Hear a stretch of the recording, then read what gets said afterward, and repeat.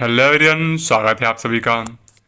तो बिहार का third round का ऑफिशियल रिजल्ट आ गया है, जिसका डेट 1 तारीख को था। वो प्रीफोन रिजल्ट होके आज आ गया है। और इस वीडियो में बात करूंगा कि चाहे गवर्नमेंट हो, प्राइवेट हो, एमबीबीएस, बीडीएस, वेटनरी, उसमें क्या कटअप रहा है, क्या क्लोजिंग रैंक रहा है।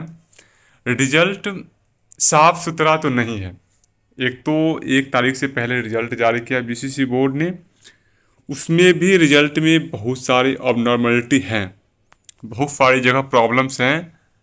और जो बच्चों को ऑल इंडिया कोटा के स्ट्रीम में सीट मिल गया था, उन बच्चों को बिहार ने बाहर नहीं किया। तो सवाल यहाँ उठता है कि अब इसके आगे क्या होगा। क्या ये रिजल्ट कंफर्म रहेगा? क्या बिहार का दोबारा रिजल्ट आएगा, या फिर ऑल इंडिया कोटा में फिर से एक राउंड होगा? तो सवाल यहाँ पे आके अटक गया है, क्योंकि बिहार बोर्ड ने सिर्फ रिजल्ट जारी किया है, कोई इसके साथ कोई नोटिफिकेशन नहीं डाला है। बिहार बोर्ड ने अपने रिस्पॉन्स में कुछ नहीं डाला है। एमसीसी ने ये क्लियर भी किया है कि जो बच्चे को ऑल इंडिया कोटा के स्ट्रीम में सीट मिला है, वो सीट नहीं छोड़ सकते, उन्हें वो सीट लेना ही पड़ेगा। और इसलिए एमसीसी के स्टेट राउंड तक सीट अलॉट हो गया है। उन बच्चों को स्टेट के स्टेट राउंड से बाहर कर दिया जाए, ताकि वो बच्चे ऑल इंडिया कोटा के सीट को ना छोड़ पाए। लेकिन लूप होल इससे आती है कि बिहार का काउंसलिंग डिले है। बिहार का स्टे नहीं, बल्कि बिहार का मॉप अप चल रहा है। टेक्निकली बिहार भी सही है अपनी जगह पे, और एमसीसी भी अपनी जगह पे सही है। तो यहाँ से या तो एमसीसी को अपना एक स्टेप बैक लेना पड़ेगा, या फिर बिहार को, या तो एमसीसी को एक और राउंड काउंसलिंग करवाना पड़ेगा, या फिर बिहार को। ठीक है। तो सबसे पहले देखते हैं कि क्या क्लोजिंग कटअप रहा है। अ, सबसे पहले कुछ देख लेते हैं। सबसे कम जो रहता है कटअप, लगभग लगभग आपका पूर्णिया का ही रहता है।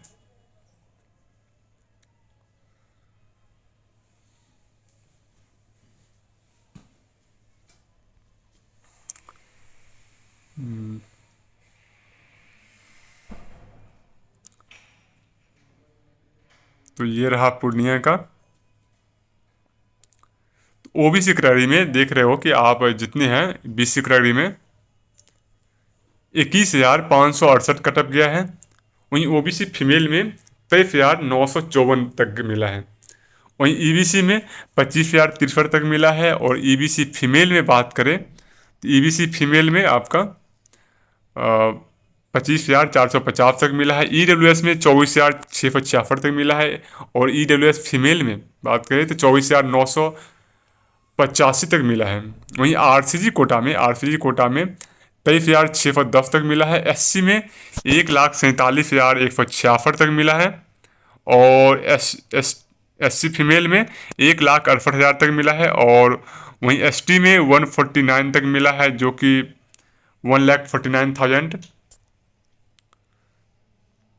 और यूआर की यहाँ पे आप देख रहे हो कि देखिए, जो जेएमसी पूर्णिया है, जेएमसी पूर्णिया में एक यूआर को 11,900 पे सीट अलॉट किया गया है। ये एक नया चीज़ देखने को मिला। तो ये मिनिमम कटअप रहा है। ठीक है, गवर्नमेंट के लिए। थोड़ा प्राइवेट के लिए अगर देख ले तो सबसे कम हिमालय कटअप जाता है।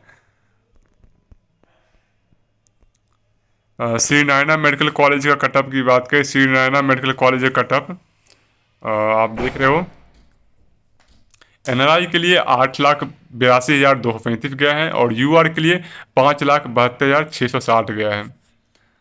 और आरडीजीएम का गया है 9,23,000 और 3,127। वहीं एनआरआई कोटे के लिए, यूआर के लिए, फॉर वो एनआरआई के लिए था, यूआर के लिए 7,77,000 गया है।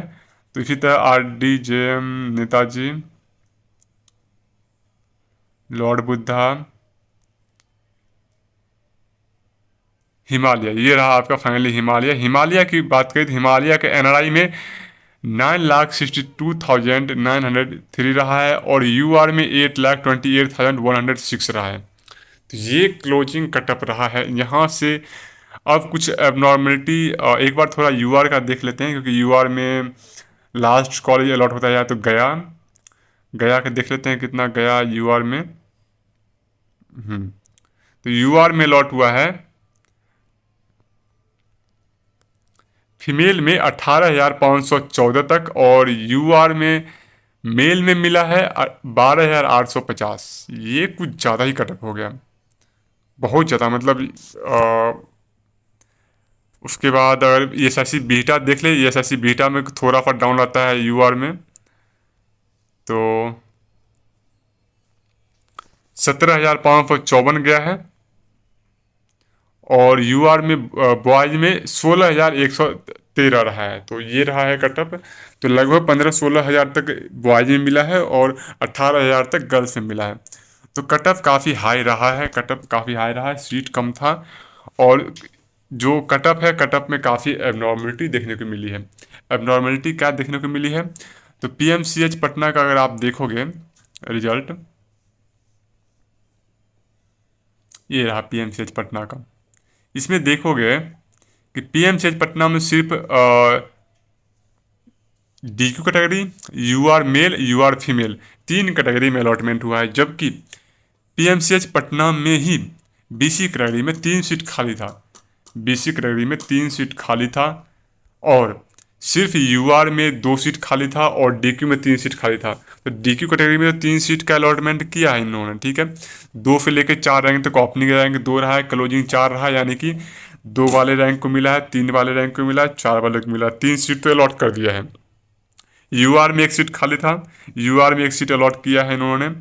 और फीमेल में 1 सीट खाली था, फीमेल में 1 सीट अलॉट किया है। लेकिन ओबीसी कैटेगरी में पीएमसीएच पटना में 3 सीट खाली था और एक भी कैटेगरी को ओबीसी में अलॉट नहीं किया है। आखिर ये सीट गया कहाँ, ठीक है, ये सीट गया कहाँ। अगर बच्चों को, नए बच्चे ध्यान ले, मान गए कि नए बच्चे आए रजिस्ट्रेशन किए, तो उनको बच्चों को मिलता, बच्चों को या फिर यूआर से ही अलॉट करते हैं। अगर नहीं अलॉट किए ओबीसी कैटेगरी के, मान ली कंपनसेशन सीट हो, उसको कंपनसेट कर दिए, तो वो सीट कम से कम यूआर में मिलता। तो यूआर में 2 अलॉट हुआ है, तो यूआर में कम से कम 5 सीट अलॉट होता ना। तो वो 5 अलॉट ना होकर यूआर में भी 2 ही सीट अलॉट हुआ है, तो 3 सीट गया कहाँ। और ये तो थोड़ा सा बड़ा अच्छा कॉलेज में हुआ है इसलिए मालूम चल गया है, अदर कौन कौन से कॉलेज में क्या हुआ है पता नहीं चला है। उसी तरीके से प्राइवेट में कुछ बातें मालूम चली है कि कटअप काफ़ी लोअर रैंक वाले, मतलब काफ़ी ज़्यादा रैंक वाले बच्चों को सीट मिल गया है, लेकिन कुछ बच्चे का उससे कम रैंक था, उसके बाद भी उन्हें कॉलेज अलॉट नहीं हुआ है।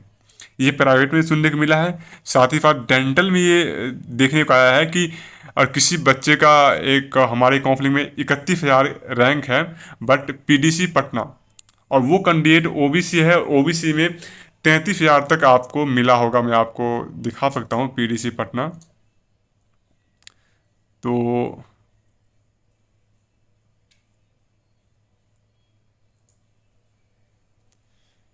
पीडीसी पटना में 33,000 तक मिला है,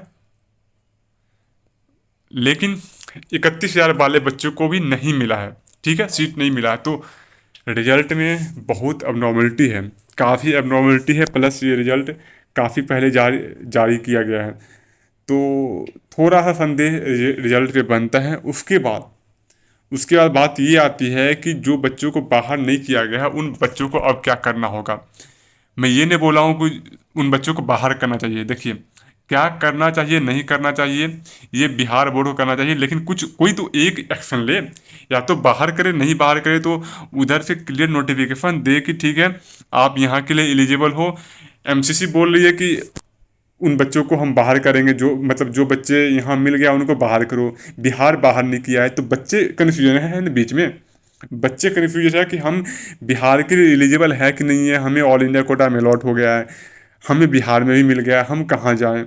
या फिर जो बच्चे को ऑल इंडिया कोटा में पार्टिसिपेट नहीं किए थे, वो बच्चे बोल रहे हैं कि उन बच्चों को बाहर करो ताकि हमें अच्छा कॉलेज मिले, या फिर जिन बच्चों को कॉलेज नहीं मिला है वो बच्चे को अच्छा कॉलेज मिले।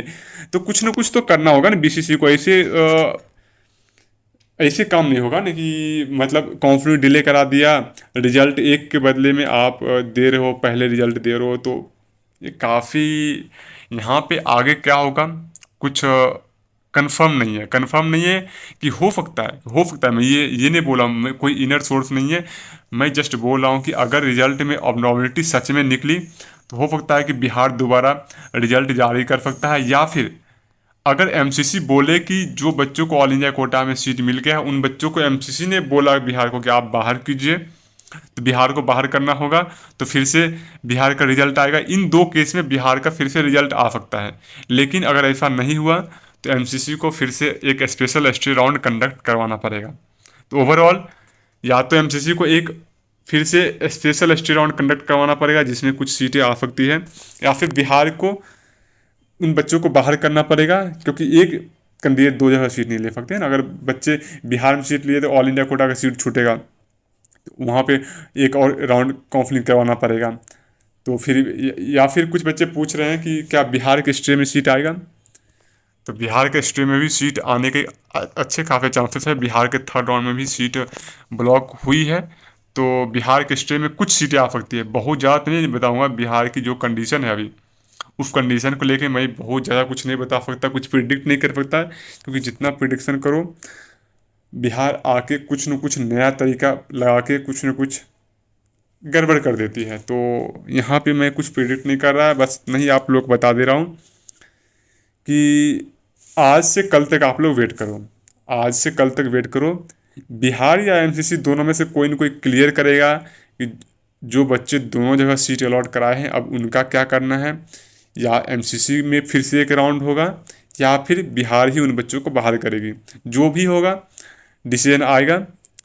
तब तक के लिए आप लोग टेलीग्राम चैनल को ज्वाइन कर लीजिए, मैं वहाँ पे डाटा शेयर कर दे रहा हूँ। जो भी अपडेट होगा और छोटा मोटा अपडेट आएगा मैं टेलीग्राम चैनल पर डाल दूंगा। और जिन बच्चों को अभी तक बिहार में सीट नहीं मिला है, अगर अभी आप हिस्ट्री के लिए देख रहे हो और चाहते हो आप हिस्ट्री में गलती ना करो, काफ़ी बच्चों ने काउंसलिंग में काफ़ी गलतियाँ की है। अगर आप हिस्ट्री राउंड लास्ट चांस है बिहार का हिस्ट्री राउंड, तो अगर आप चाहते हो अच्छे से काउंसलिंग के लिए, आपका बॉर्डर लाइन कुछ रैंक पे छूट गया है, तो आप हमारी पर्सनल काउंसलिंग प्रोग्राम ज्वाइन कर सकते हो।